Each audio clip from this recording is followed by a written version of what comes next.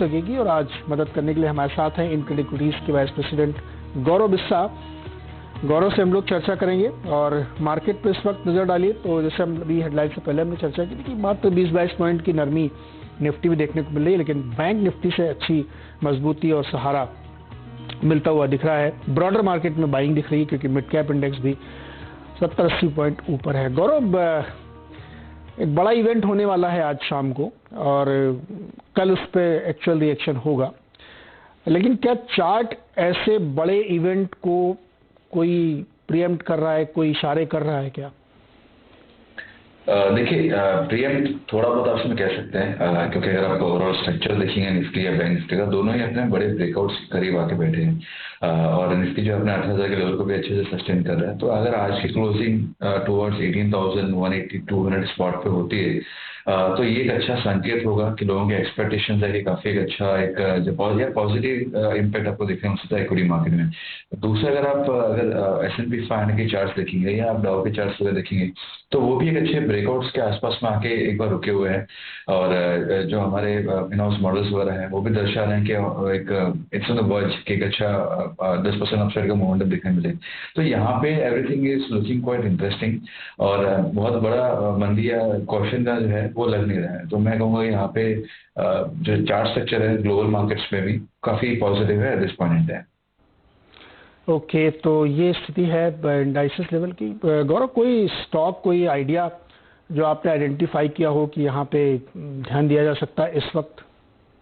देखिए, जो थीम आपने अभी चर्चा की फार्मा और मेटल्स में, उसमें से ही मैं लूंगा, क्योंकि अगर आप फार्मा देखेंगे तो आउट परफॉर्मेंस देखने मिला है। और अगले पिछले हफ्ते 10 दिन अगर आप देखेंगे तो यहाँ पे मुझे ग्लेनमार्क फार्मा अच्छा लग रहा है। आपके चैनल के माध्यम से लोअर लेवल पे भी मैंने दिया था, यहाँ पे भी अच्छा लग रहा है। एक अच्छा ब्रेकआउट हमको देखने मिला है।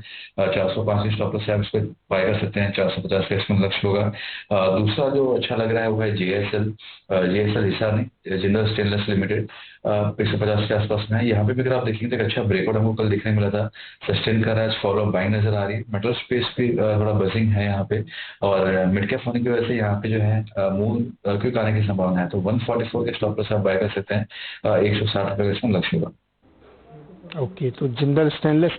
अच्छा, एक दर्शकों का सवाल है, इससे पहले एक सवाल और गौरव मैं आपसे लेना चाहता हूँ। सन फार्मा को आप देखिए, एक अच्छे मोमेंटम या ट्रेंड को बना के दिख रहा है। फार्मा की जिक्र मैं इसलिए कर रहा हूँ क्योंकि आपको याद होगा जब डॉक्टर रेड्डीज के रिजल्ट आए उसके अगले दिन उसकी अच्छी पिटाई हुई और फिर वहां से वो पलट के आता हुआ दिखा। लेकिन सन फार्मा अगर एक्स टैरो कर दें तो नतीजे यहाँ पे ठीक ठाक थे और 3% की मजबूती यहाँ पे देखने को मिल रही है। तो इस पर क्या राय बन रही है आपकी सन फार्मा पर? देखिए, हम अपने क्लाइंट्स को इसमें सलाह दी थी बाय करने की, लेकिन उन्होंने अपने बुक भी करा दिया, प्रॉफिट्स हमने अपने रिपोर्ट्स निकाली थी। यहाँ पे किसी के पास है तो आप राइड कर सकते हैं। फ्रेश हैंड यहाँ पे मैं टोटली अवॉइड करूंगा। रिस्क रिवॉर्ड उतना फेवरेबल नहीं है तो मैं उसको अवॉइड करना। तो सन फार्मा की फिलहाल अवॉइड है क्योंकि अपने क्लाइंट्स को ऑलरेडी किराया दे चुके हैं। चलिए दर्शकों की तरफ चलते हैं। आशीष हमारे साथ हैं बेंगलुरु से। आशीष जी नमस्कार, सवाल पूछिए सर। सर सवाल है बैंक ऑफ इंडिया पे। सर 71 का एवरेज है मेरे पास, करीब 1400 शेयर्स है उसका। और सर एक HG इंफ्रा को लेकर भी सवाल था सर। ओके, उसका भी फोरकास्ट जानना था जी। गौरव, पहले तो ये बैंक ऑफ इंडिया, देखिए, सारे PSU बैंक जो हैं वो काफ़ी अच्छे हैं, काफ़ी स्ट्रॉन्ग है, स्ट्रक्चर भी अच्छा रहा है। लेकिन अगर मैं कहूँगा अगर है इनके पास ऑलरेडी तो आप होल्ड बिल्कुल कर सकते हैं। स्ट्रक्चर खराब नहीं है। वीकली चार्ट से भी स्ट्रक्चर जो है वो इम्प्रूव हो रहा है। जो स्टॉप लॉस आ रहा है ऊपर के वो है 54 का, उसके नीचे अगर सस्टेन हो जाए तो आप एग्जिट कीजिए। फ्रेश एंट्री में किसको भी ये लेवल्स पे अवॉइड करूँगा, कोई भी PSU बैंक्स में, लेकिन इसको आप होल्ड बिल्कुल कर सकते हैं। और इनका एक दूसरा सवाल था HG इंफ्रा पे। देखिए, HG पे अगर मैं इसके डेली चार्ट अगर मैं देखूं तो देखिए रेंज में ही रहा है। आप इसके वीकली चार्ट पे अगर देखते हैं तो भी एक रेंज में है, दायरे में ट्रेड है। यहाँ पे आप होल्ड कर सकते हैं, उसमें कोई दिक्कत की बात नहीं आएगी। जो स्टॉप लॉसेस मुझे यहाँ पे सुझाव मेरे को 515 के होंगे। अब रेंज से कब बाहर निकलेगा थोड़ा बोलना डिफिकल्ट है। स्ट्रक्चर खराब नहीं है, अच्छा कंसोलिडेशन देखने मिल रहा है। अब ब्रेकआउट्स अगर आ जाते हैं तो एक अच्छी मोमेंटम आपको देखने मिल सकती है, उसमें बने रहिए। तो HG इंफ्रा में बने रहिए, मोमेंटम इसमें देखने को मिल सकता है। चलिए अगला सवाल लेते हैं वरुण पटेल का, अहमदाबाद से हमारे साथ जुड़ रहे हैं। वरुण जी बताइए क्या सवाल है आपका? हाँ, मैंने गोदरेज प्रॉपर्टी बिफोर 1 मंथ 1381 के रेट से लिए हुए हैं। तो उसको लॉन्ग टर्म होल्डिंग करना का मेरा प्लान है। अदर ऐड कर सकता हूँ ये भाव से। ओके गौरव, गोदरेज प्रॉपर्टीज इन्होंने लिया है 1381 पे और ऐड करना चाहते हैं। ये लॉन्ग टर्म का प्लान है इनका, तो ये अगर थोड़ा नीचे आया है इस वक्त तो क्या इसमें और ऐड करना बनता है इस समय?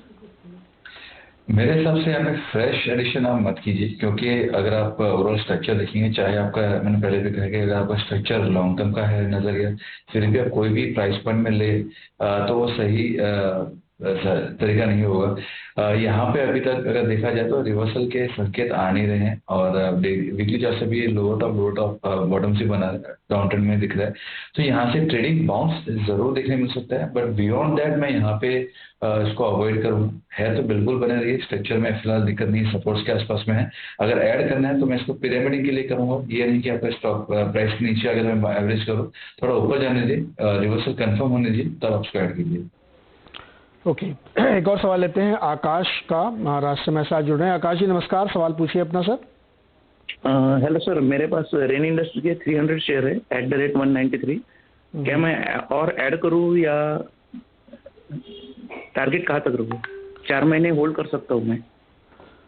4 महीने होल्ड कर सकते हैं भाई रेन इंडस्ट्रीज को, अभी इनको नुकसान है। इनका भी वही सवाल है, ऐड करें या क्या करें?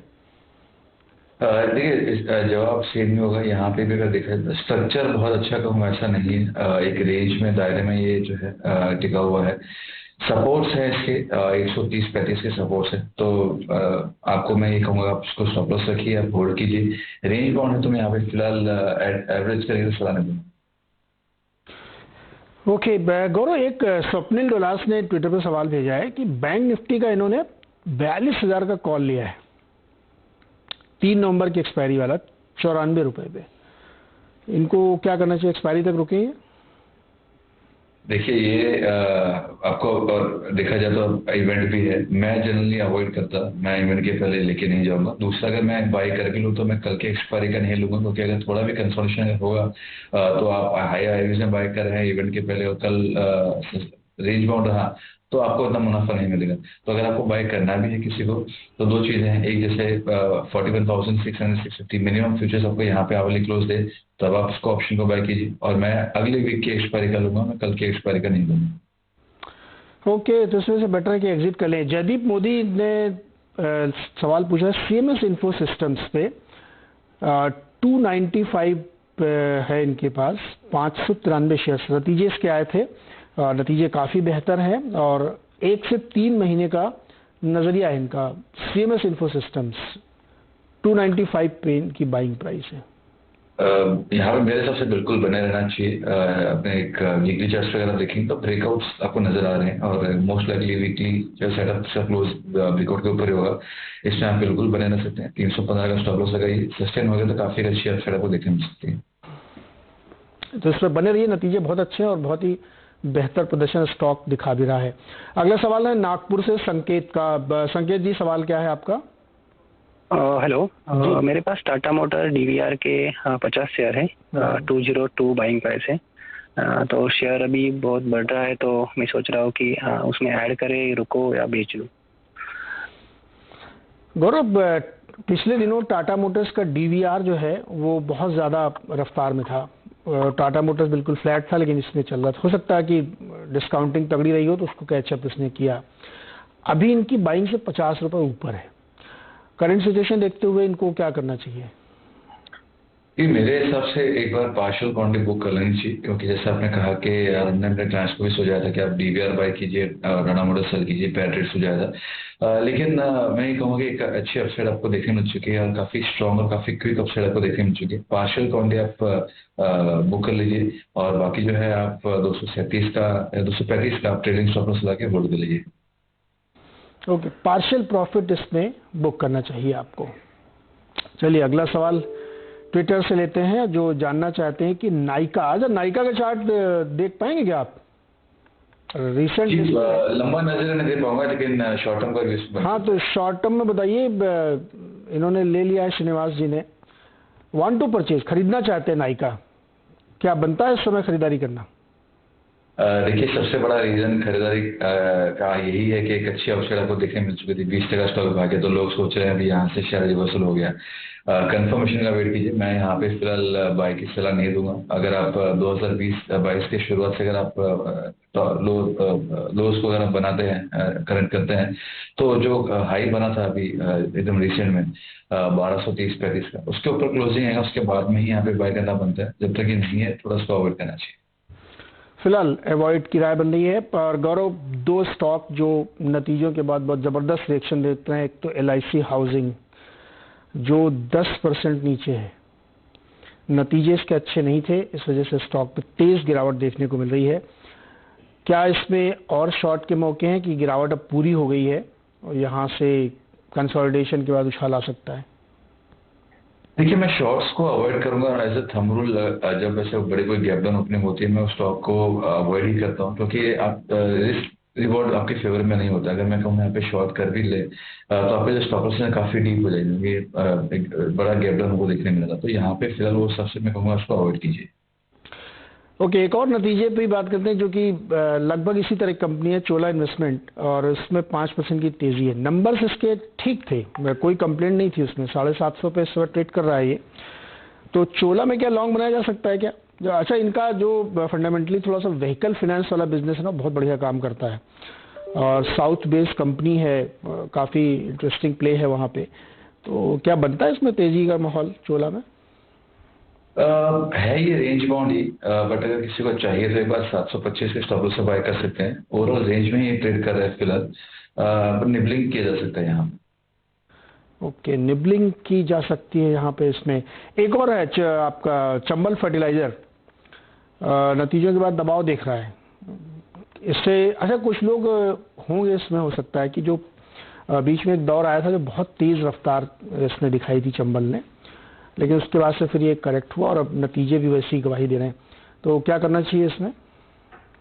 यहाँ पे 300 का लेवल काफी महत्वपूर्ण है। 300 के नीचे अगर आवली क्लोज अगर आती है तो यहाँ पे फिर से शॉर्ट के मौके बनाए जा सकते हैं। इसमें फिर से शॉर्ट के मौके बनाए जा सकते हैं और अभी 5% के आसपास स्टॉक नीचे है। राहुल श्रीवास्तव जानना चाहते हैं कि टाटा पावर को क्या करना चाहिए। इन्होंने हालांकि बहुत अच्छे लेवल पे खरीदा था, 110 पे। मेरे हिसाब से यहाँ पे आप बने रहिए। हम अपने क्लाइंट्स को यहाँ पे भी ट्रेडिंग के लिहाज से आपने बाय करवाया है, तो यहाँ पे स्ट्रक्चर अच्छा लग रहा है। 245 तक के लेवल आपको शॉर्ट टर्म में देखने मिल सकते हैं। वहां पे आप रिव्यू कीजिए कि आपको कैरी फॉरवर्ड करना है या आप एक बार बुक करना चाहते हैं। वो करना चाहते हैं, ओके। बैंक ऑफ इंडिया बड़ी दिलचस्पी, लोगों के बहुत सारे सवाल इस पे आ रहे हैं, लेकिन एक दूसरा सवाल लेते हैं। अभी हम लोगों ने चर्चा की है बैंक ऑफ इंडिया पे एक कॉलर के जरिए, तो जिन लोगों ने सुना होगा वो राय उनके लिए हो रही है। अंकित का ये सवाल है कि इन्होंने ICICI बैंक की 2 लॉट खरीदी हैं, 940 की कॉल, नवंबर की एक्सपायरी है, मतलब मंथ एंड की होगी, 21 रुपये 65 पैसे पे। क्या करना चाहिए इनको? आपको मैंने चैनल से पहले भी कहा कि अगर आप ऑप्शन बाय कर रहे हैं तो आपका नजरिया ये होना चाहिए कि 3 दिन में मैक्सिमम प्रॉफिट बन जाए, मूवमेंट आ जाए। जितना समय ज्यादा लगेगा, मूवमेंट आने के बाद भी टाइम वैल्यू इरोशन था रैम्पेंट होता है। अब ये फर्स्ट वीक है तो इतना टाइम वैल्यू इरोशन नहीं होता, सेकंड वीक से किक स्टार्ट होना चालू हो जाएगा। तो यहाँ पे अगर मैं इसके स्ट्रक्चर देख पा रहा हूँ तो स्ट्रक्चर खराब नहीं है, लेकिन कंसोलिडेशन में ये ट्रेड कर रहा है यहाँ पे।